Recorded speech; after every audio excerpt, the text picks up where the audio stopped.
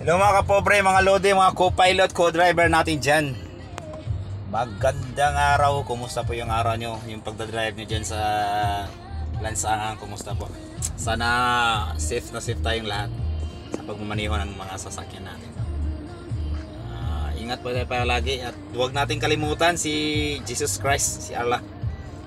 Palagi tayong manalangin sa Kanya, humingi ng safe palagi araw-araw yung natin pagdadrive, pagmamaniho ng mga sasakyan, ma-private man o ma-publikong sasakyan. Ingat po kayo palagi. Dito po ako ngayon, nagpaparehistro muna. Tagal kasi ang haba ng pila mga kapobre dito sa emission center. Haba, pang 5 ata ako, tapos yung kasama ko pang 6. Meron pa kami susunduin mamaya, mga VIP rin.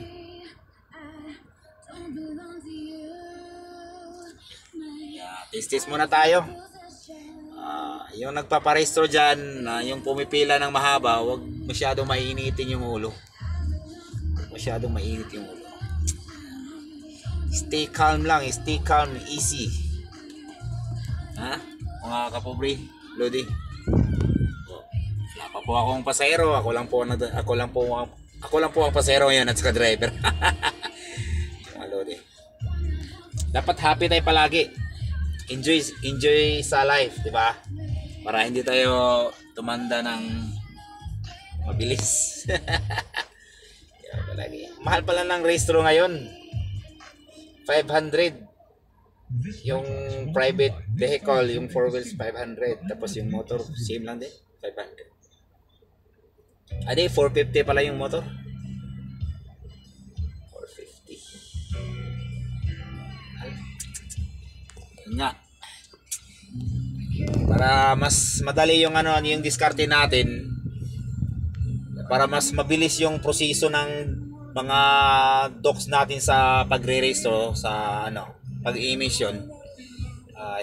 Hindi naman talaga mawawala yan sa Pinas eh.